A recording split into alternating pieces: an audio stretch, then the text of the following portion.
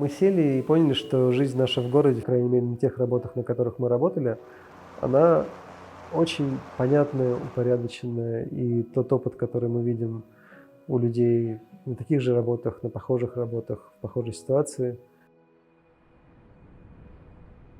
он нам скучен.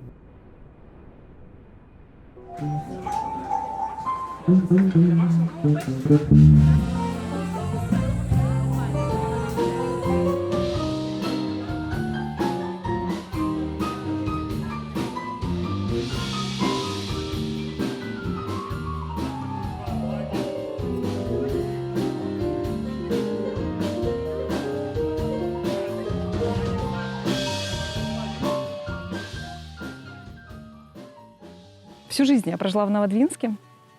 Это рядом маленький городок, рядом с Архангельском. Он находится при предприятии Архангельском целлюлозном бумажном комбинате. Вся моя семья работает там.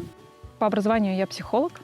Большую часть своей профессиональной жизни связала с крупными корпорациями. Была бизнес-тренером, коучем, карьерным консультантом. Сейчас у меня частная психологическая практика и проект «Ровдина гора».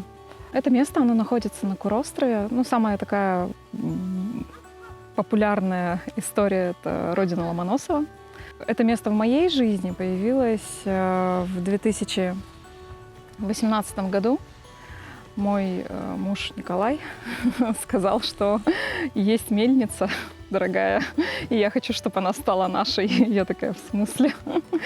И вот, когда мы приехали сюда, я поняла, что здесь есть река, здесь есть классный культурный объект, здесь есть богатая история самого места, и здесь реально можно что-то делать.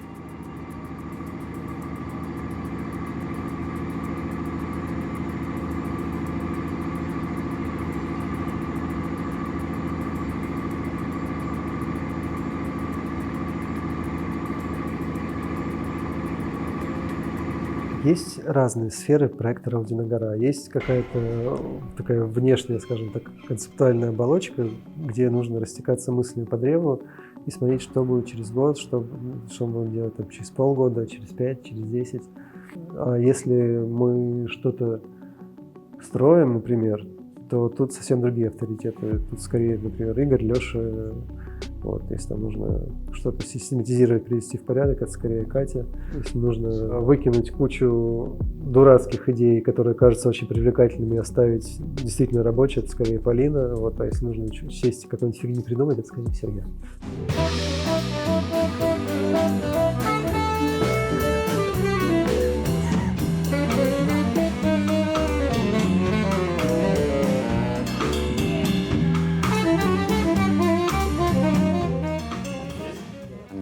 Как увидел, сразу написал: я могу приехать, помочь. Такой: приезжай, там будет, не помню, в 20-х числах мая, там такая толпа была народу. Вот мы здесь прибирались, и с тех пор здесь с Николаем работаем. Нам хватит двух?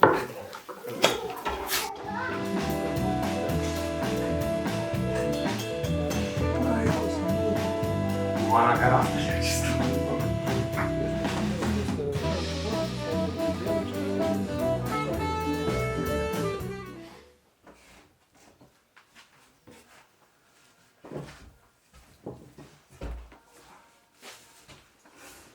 Николай! Так, и не только столярный, что-то помогаю. Леша у нас по электрике, Катя хозяйством занимается, Николай управляет, ходит. Вот так вот. Я родилась в Архангельске, всю жизнь здесь живу. Работаю я врачом клинической лабораторной диагностики в больнице Первогородской. В проекте «Ровдина гора» я, получается, с лета 2020 года. Здесь я занимаюсь в основном, основная такая функция — это фотосъемка, а плюс, выполняю всякую разную другую работу, какую придется. А потом я увидела у него на страничке объявление о наборе волонтеров, что они там публиковали новости, что выиграли президентский грант, что вот есть такой-то проект, что вот нужны люди помогать. Поскольку я особо ничем не занят, кроме работы, поэтому предложила, отправила анкету, стала ездить, так до сих пор езжу.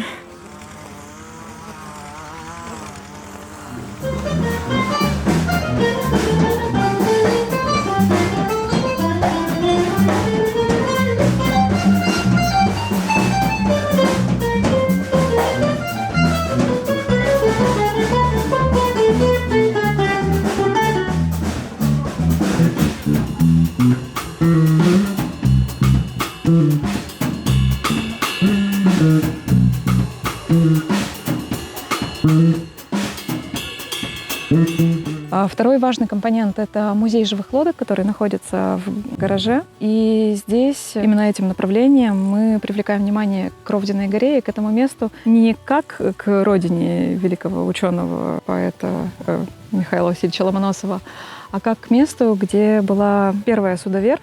Здесь была судоверфь Степана Негодяева. И именно история поморского судостроения, она тоже здесь есть. Это такое ключевое место, и нам тоже важно эту историю подсветить. Благодаря экскурсиям, благодаря самому музею. Мы ведем проект, который называется «Ровдина гора». Помог наш опрос туристов, который мы раз за разом проводим и спрашиваем, а в каком бы доме хотелось остановиться. И все чаще нам туристы говорят, что вот современной какой-то вот этой архитектуры, там, глэмпинги, мы уже насмотрелись, наелись, особенно так говорит Москва-Питер. Нам хочется бабушкин дом. Хочется ощутить вот эту вот атмосферу там, русской печи, пирогов, половичков домотканых, туалета свободного падения. В основном это организованные туристические группы, которые привозят гиды. Москва, Петербург, Екатеринбург, Казань. Были люди из Владивостока, причем они приезжали своим ходом. Ну и местные, да, Архангельская область тоже здесь наиболее, наверное, частые гости. Как здесь появился топор? Когда у нас ударил ковид, на второй год нашего проекта, мы тут проводили тайную арт-резиденцию для дизайнеров, потому что нельзя было ничего проводить, но ребятам хотелось. Они тут неделю жили.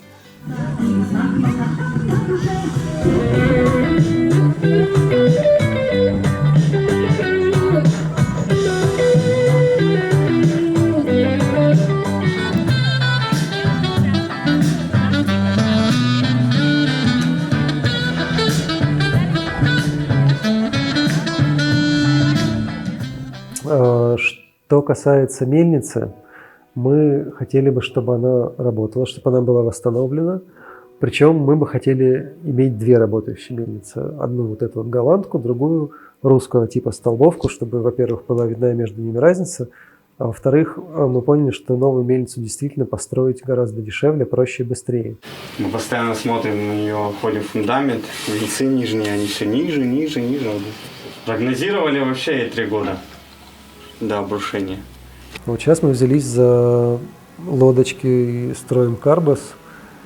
И хотелось бы прийти к тому, чтобы у нас, да, действительно был какой-то небольшой флот, как для экспедиционно какой-то вот походной истории, так и просто вот в ближайшем озере, в ближайшей речке с туристами поплавать, поплескаться.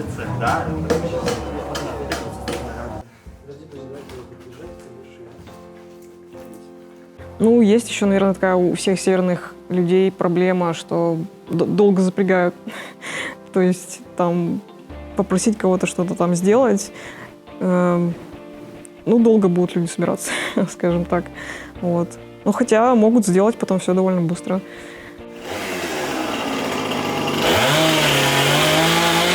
Я подумаю, просто мне надо еще саму идею придумать. Я вот это самое такое.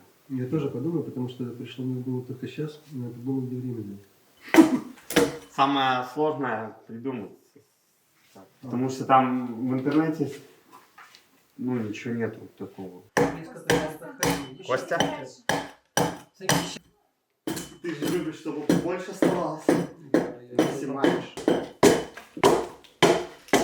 Вот, то есть мы здесь видим такой культурно-туристический рай, где будут и домики гостевые, и хорошая какая-то кухня, и все это будет круглый год.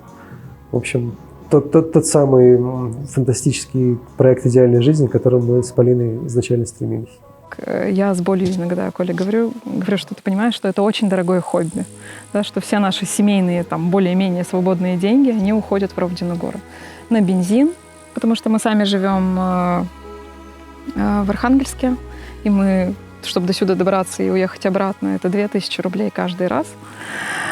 Это какие-то расходники, которые не включены в проект, а они постоянно возникают, там, от гвоздей до каких-нибудь полетевших чайников, кипятить воду. Когда мы сюда приезжали, поначалу у нас была вот вода с собой взята, нет, вода из колодца была, и печенье такое сухое. Вот мы печенье такой водой. Ну, потому что ничего здесь не было электричества, ничего не было.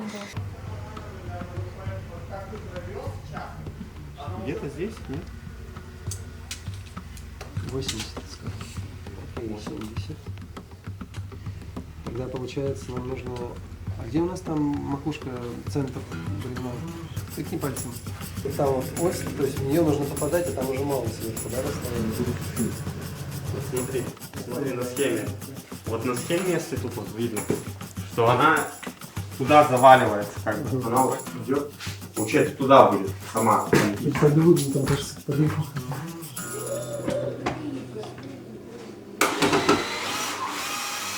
Паром это вообще неудобно. И переправа это прям такая большая проблема для местных людей. Они, считай, 2 месяца бывает, а бывает и 3, живут без цивилизации. Если просто самому перебираться без техники какой-нибудь, цена нормальная, но вот если на машине, это прям, мне кажется, для местных жителей, которые тут пенсионеры и просто работяги, это какая-то большая слишком сумма.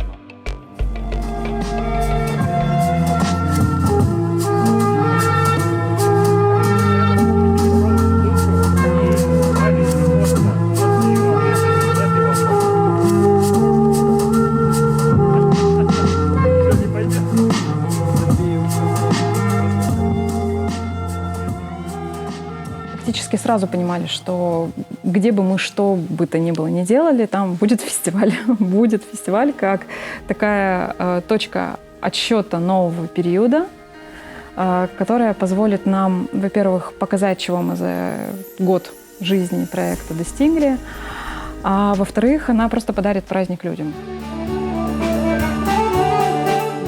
Фестиваль — это такая штука, которая здесь у нас является определенной точкой. Это у нас конец сезона, по большому счету, что вот лето подходит к концу, август, еще тепло, еще можно как-то потусоваться на улице, пожить на отдыхе, но при этом уже довольно много работ вот мы за этот сезон сделали, и просто для себя какую-то такую границу перехода отметить, что вот мы потрудились, мы молодцы, мы заслужили праздник, и вот он праздник.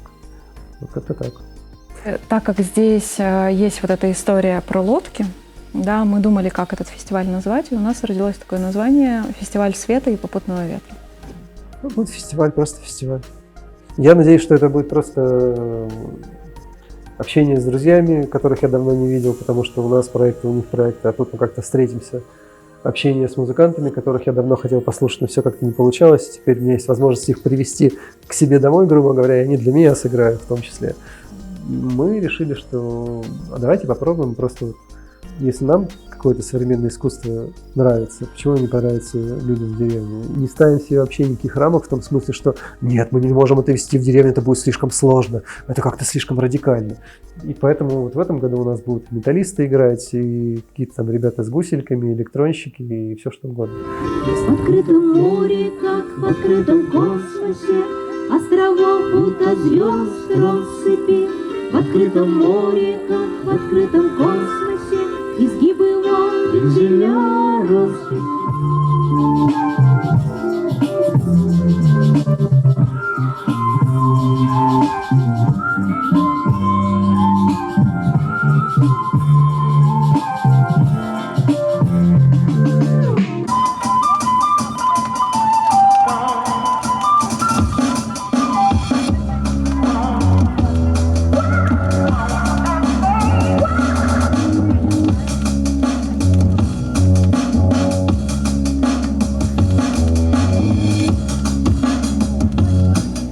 Ну, еще мы про какую-то семью, про развлечения, про музыку, про удовольствие жизненное такое, про смысл жизни в том, чтобы делать что-то своими руками и делать что-то хорошее для других людей, которые, в частности, живут в селе, на своей какой-то территории. Были мысли, конечно, у всех, наверное, есть мысли такие, но я особо не очень хочу, потому что мне тут больше нравится.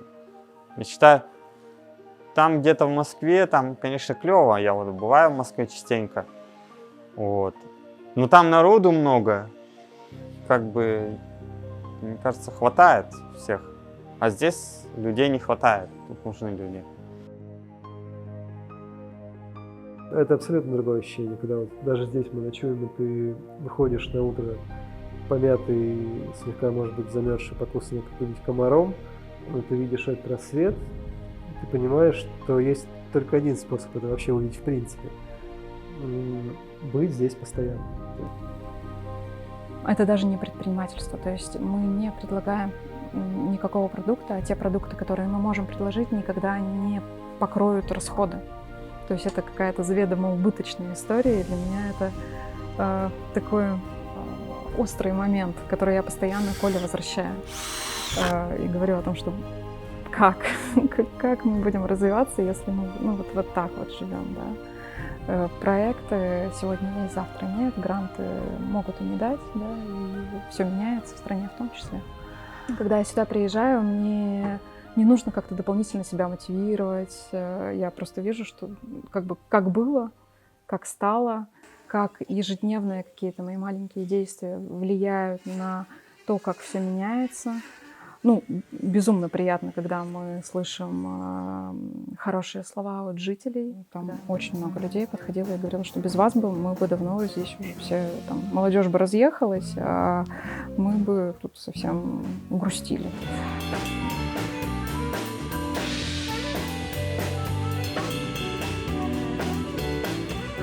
Это моя родина.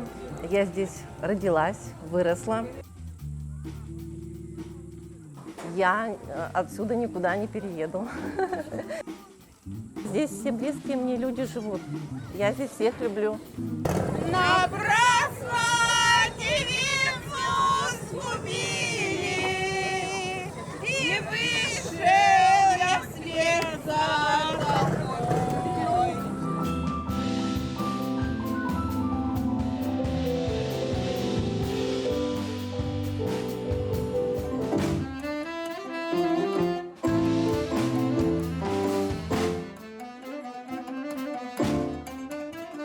Потому что я как раз абсолютно не чувствую себя человеком, который четко знает, к чему он идет, куда он идет, почему он повернул именно сюда или туда. Это скорее, ну и причем меня это устраивает абсолютно.